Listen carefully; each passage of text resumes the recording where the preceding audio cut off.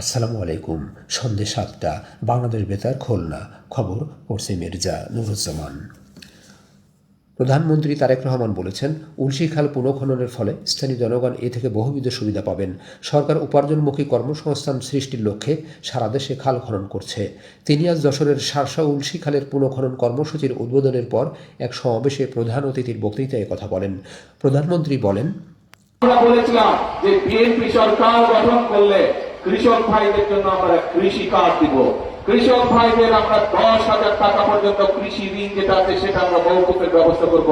আল্লাহর রহমতে আমরা সেই কাজ শুরু করেছি এবং সরকার গঠনের প্রথম 10 দিনের ভিতরে আমরা কৃষকদের যে যাদের 10,000 টাকা পর্যন্ত কৃষি ঋণ ছিল তাদের সেই কৃষি ঋণ আমরা মওকুফ করেছি।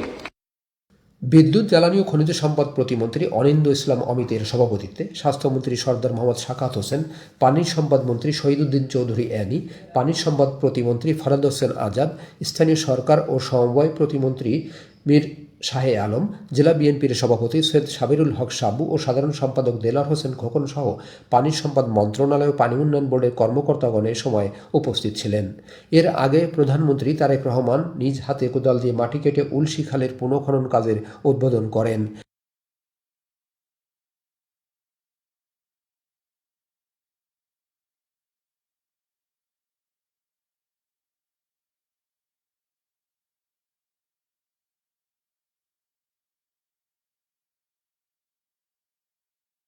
পরে প্রধানমন্ত্রী 500 শয্যা বিশিষ্ট যশোর মেডিকেল কলেজ হাসপাতালের নির্মাণ কাজের ভিত্তিপ্রস্তর স্থাপন করেন।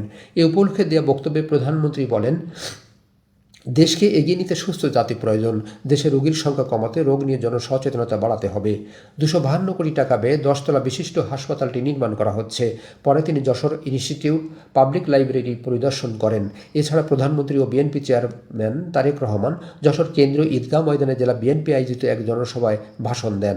জেলা বিএনপির সভাপতি অ্যাডভোকেট সৈয়দ সাবিরুল হক সাবুর সভাপতিত্বে বিএনপির কেন্দ্রীয় ভাইস চেয়ারম্যান অধ্যাপক নার্গিস বেগম, যুগ্ম সাধারণ সম্পাদক ও পানি সম্পদ মন্ত্রী শহীদুদ্দিন চৌধুরী অ্যানি, পানি সম্পদ প্রতিমন্ত্রী ফরাদ হোসেন আজাদ এবং বিদ্যুৎ, জ্বালানি ও খনিজ সম্পদ প্রতিমন্ত্রী অনিন্দ্য ইসলাম অমিত সহ বিভিন্ন পর্যায়ের বিপুল সংখ্যক দলীয় নেতাকর্মী এ সময় উপস্থিত ছিলেন। Khulna metropolitan police victim support সেন্টারে স্টিয়ারিং কমিটির এক ত্রৈমাসিক সভা আজ অনুষ্ঠিত হয়। সভায় নারী ও শিশুদের সুরক্ষা এবং পুনর্বাসন প্রক্রিয়াকে আরও গতিশীল করার লক্ষ্যে গুরুত্বপূর্ণ সিদ্ধান্ত গ্রহণ করা হয়। এছাড়া বর্তমান সময়ের প্রেক্ষাপটে সাইবার সাপোর্ট কার্যক্রম জোরদার এবং ভুক্তভোগীদের দ্রুত ও কার্যকর সহায়তা প্রদানের বিষয়ে বিস্তারিত আলোচনা করা হয়। কেএমপির পুলিশ কমিশনার মোহাম্মদ জাহিদুল হাসানের সভাপতিত্বে অনুষ্ঠিত সভায় অতিরিক্ত পুলিশ কমিশনার সহ পুলিশের ঊর্ধ্বতন কর্মকর্তা এবং বিভিন্ন সরকারি ও বেসরকারি সংস্থার প্রতিনিধিগণ উপস্থিত ছিলেন।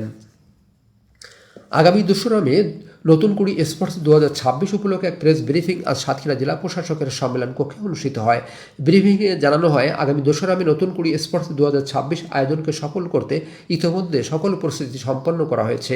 এছাড়া জেলার বিভিন্ন শিক্ষা প্রতিষ্ঠান থেকে অংশগ্রহণকারী ক্রীড়াবিদরা এতে অংশ নেবে এবং বিভিন্ন ইভেন্টে প্রতিযোগিতা করবে।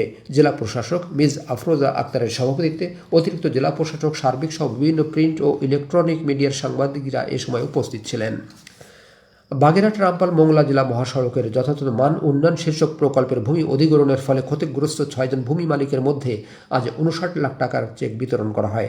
বাগেরহাট জেলা প্রশাসকের সম্মেলন কক্ষে আয়োজিত এক অনুষ্ঠানে জেলা প্রশাসক প্রধান অতিথি হিসেবে এসব চেক বিতরণ করেন। অতিরিক্ত জেলা প্রশাসক রাজস্ব, জেলা নির্বাহী প্রকৌশলী ও সংশ্লিষ্ট কর্মকর্তা সহ উপকারভোগীরা এ সময় উপস্থিত ছিলেন। এদিকে খুলনার পাইকগাছা উপজেলার বিভিন্ন শিক্ষা প্রতিষ্ঠানের 25 জন শিক্ষার্থীর মধ্যে আজ বাইসাইকেল বিতরণ করা হয়। উপজেলা পরিষদ চত্বরে আয়োজিত এক অনুষ্ঠানে উপজেলা নির্বাহী অফিসার প্রধান অতিথি হিসেবে এসব সাইকেল বিতরণ করেন। উপজেলা প্রকৌশলী, উপজেলা মাধ্যমিক শিক্ষা অফিসার ও সংশ্লিষ্ট কর্মকর্তারা এ সময় উপস্থিত ছিলেন। খেলার খবর, ক্রিকেট। মাগুরা জেলা স্টেডিয়ামে ইয়াং টাইগার্স অনূর্ধ্ব 14 জাতীয় ক্রিকেট টুর্নামেন্টের 2 দিনের খেলায় খুলনা বিভাগীয় দল ও রাজশাহী বিভাগীয় দলের মধ্যেকার খেলাটি ড্র হয়েছে। এ পর্যন্ত রান সংখ্যা খুলনা বিভাগ 160 ও 5 উইকেট 142 এবং রাজশাহী বিভাগ 141 রান। এদিকে সাতক্ষীরার দেবহাটা উপজেলার পিলের মাঠে ইউনিয়ন কাপ ক্রিকেট টুর্নামেন্টের আজকের খেলায় নোয়াপাড়া ইউনিয়ন একাদশ 8 উইকেটে ভোমরা ইউনিয়ন একাদশকে পরাজিত করেছে। ফুটবল। বাগেরহাট জেলা স্টেডিয়ামে উপজেলা পর্যায়ের সরকারি প্রাথমিক বিদ্যালয় গোল্ড কাপ ফুটবল টুর্নামেন্টের ফাইনাল খেলায় আজ বালক বিভাগে চিরুলিয়া সরকারি প্রাথমিক বিদ্যালয় 4-3 গোলে ডেমা সরকারি প্রাথমিক বিদ্যালয়কে এবং বালিকা বিভাগে দেপাড়া সরকারি প্রাথমিক বিদ্যালয় 1-0 গোলে সুগন্ধি সরকারি প্রাথমিক বিদ্যালয়কে পরাজিত করে চ্যাম্পিয়ন হয়েছে।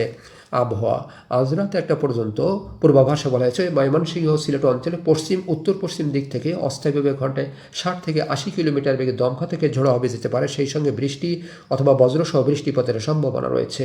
এসব এলাকার নদী বন্দরের সময়কে 2 নম্বর নৌ হুঁশিয়ারি সংকেত দেখাতে বলা হয়েছে। খবর শেষ হলো। আমাদের পরবর্তী খবর প্রচারিত হবে আগামীকাল সকাল 8টা 10 মিনিটে বাংলায়।